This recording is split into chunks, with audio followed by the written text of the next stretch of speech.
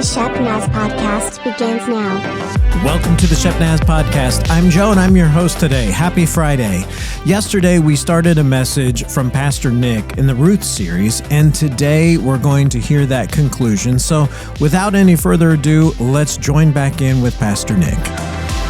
So Naomi returned from Moab, accompanied by her daughter-in-law Ruth, the young Moabite woman. They arrived in Bethlehem in late spring at the beginning of the barley harvest. So upon hearing that the Lord had blessed the people in Judah with food, Naomi does what? I'm going to go back.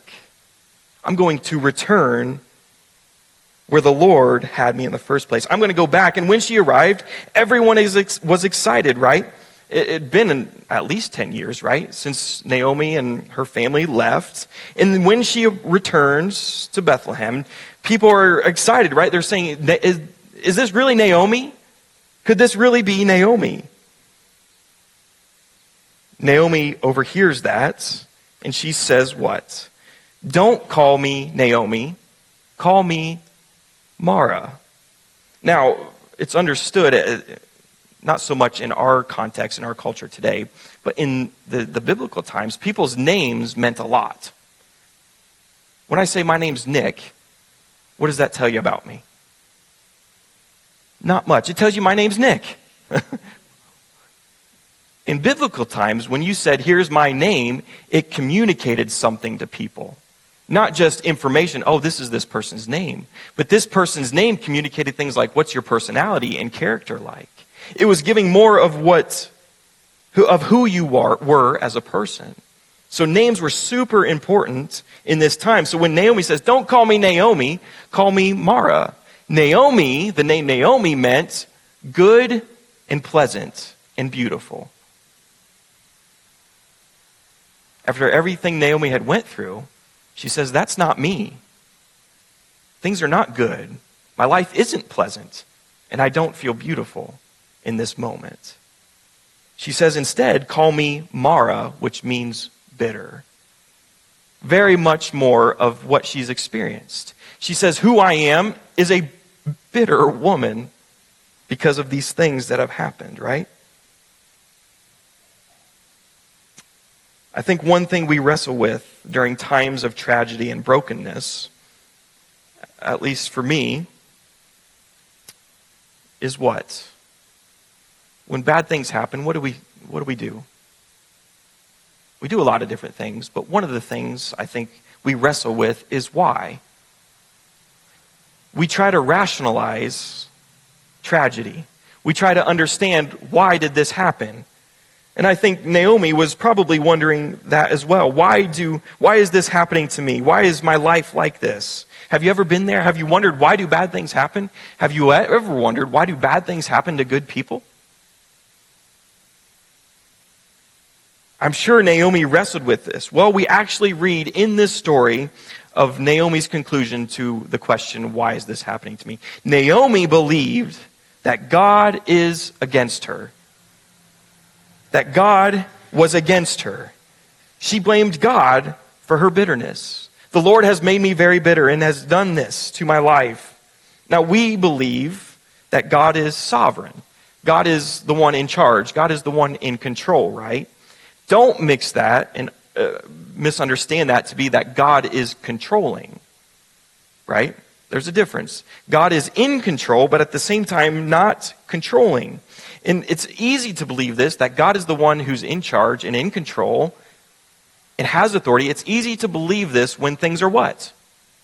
When things are good and happy. But when things are difficult and we experience tragedy and brokenness, it's harder for us to understand and to believe that God is indeed in control, isn't it?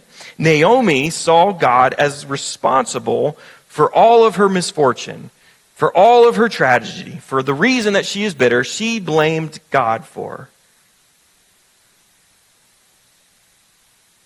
That's a lot, isn't it?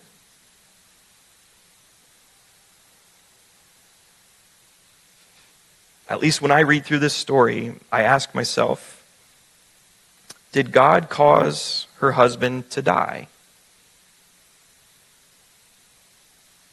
Did God cause her kids to die?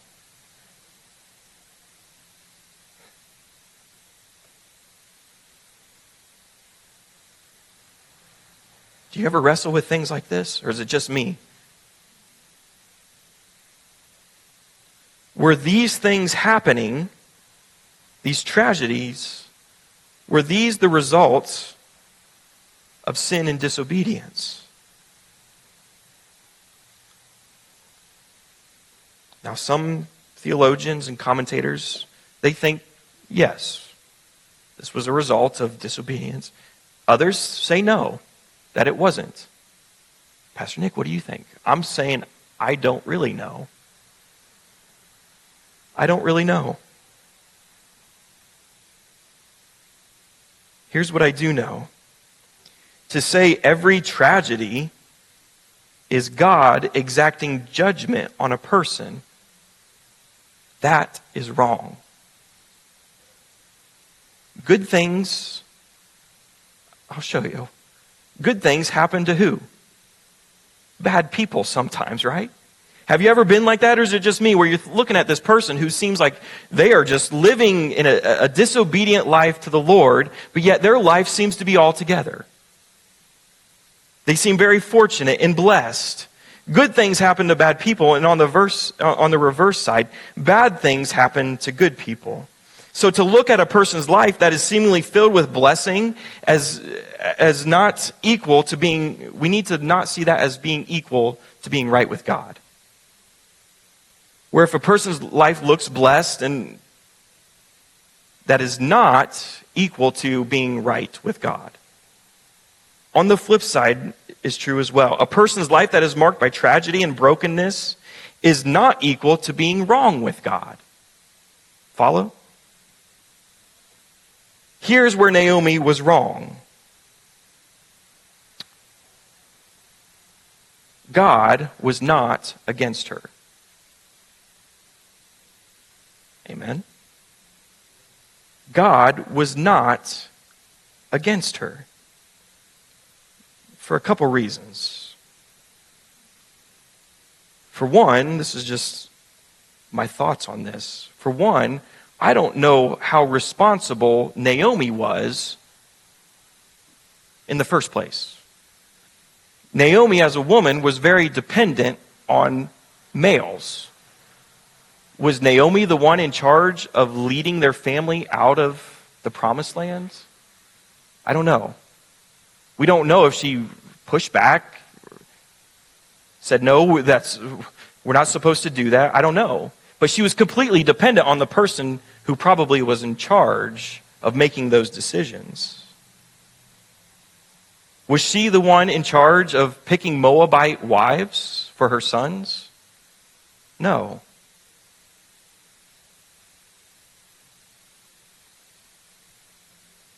The second reason, even if God was responsible, it wasn't just a random act of God, was it? God wasn't the one to move first. It would have been a response to human disobedience. So to say God is against her is wrongly blaming God. God was not against her. This morning, someone might need to know and hear that God is not against you either. It's quite the opposite, right? God is always for us. Amen? God is for us. Naomi, in her bitterness, found herself being self-absorbed. We read through this kind of testimony, this thinking out loud of Naomi, where she says, the Almighty has made life very bitter for me. She says, I went away full, but the Lord has brought me back empty. Why call me Naomi when the Lord has caused me to suffer, and the Almighty has sent such tragedy upon me? She was very self-absorbed in her brokenness. But who can blame her, right? Isn't that what we do when we're in pain? We sense our pain, and it seems to be all that we can focus on. But here's what that leads to. Here's what being self-absorbed leads to. It can blind us from God's blessing and grace that are also present. Naomi said, I went away full, and the Lord has brought me back home empty. Except she wasn't empty, was she? Naomi wasn't empty. Verse 22, so Naomi returned from Moab, accompanied by her daughter-in-law, Ruth. She was not empty. She wasn't alone. Ruth was with her. Naomi wasn't hopeless. She had Ruth who had just committed to go wherever she goes, live wherever she lives, that her God would be her God and her people would be her people. Naomi had Ruth who was part of God's redeeming purposes and work in the world, was also with her. But Naomi didn't realize it. She didn't even respond. See, that's when you read through this story in entirety, it goes, there's this powerful kind of oath that Ruth makes to Naomi where not even death will separate me from you. Naomi's response was, she said nothing. Not even like, wow, thanks. She said nothing because she was so focused on her hurt and her pain, in her brokenness, in her emptiness, in her bitterness.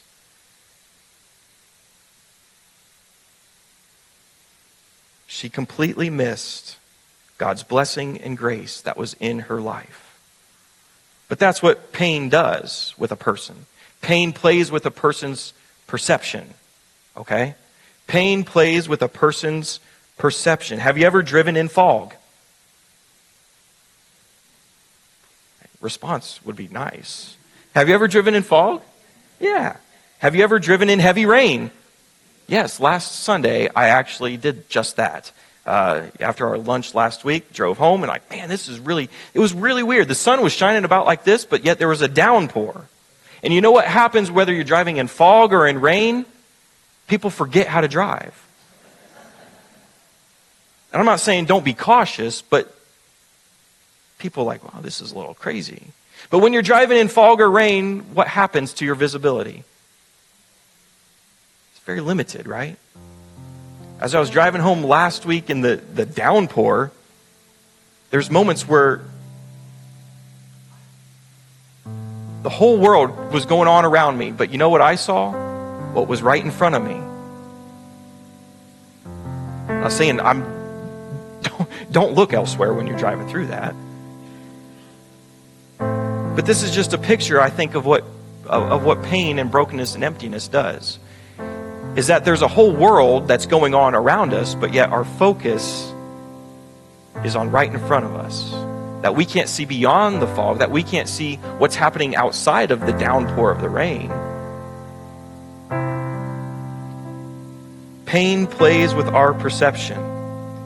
And sometimes we miss God's blessing and grace that is present and happening and at work in the world around us. See, it's not just in situations like Naomi's where she lost her husband and her 2 kids. Death doesn't have to be involved for us to experience things like pain, brokenness, hopelessness, loneliness, emptiness. Sometimes those things, pain, comes through things like divorce or job loss, diagnosis, abandonment, feeling invisible to the world. Sometimes pain comes through prolonged seasons where life hasn't gone how we pictured it going. But when pain clouds our perspective, like Naomi, when that happens, when we can't really see beyond, what happens when we're kind of internal and self-focused is we start to believe lies. We start to believe lies like, I'm all alone in this. God has forgotten me. I'll never heal from this. We believe lies like there's no way forward. This is the end. There's nothing beyond this. We start to believe lies like God is against me. But God is not against us, church. God is for us and for you. Here's the good news that's tucked right at the end of Ruth Chapter 1. In the midst of all this, Ruth Chapter 1, so Naomi returned to Moab accompanied by her daughter-in-law Ruth. She wasn't alone. She wasn't empty. And she returned at the beginning of the barley harvest. This is foreshadowing, okay? This is foreshadowing of what's to come, that God is at work and that God is doing something that she can't see yet.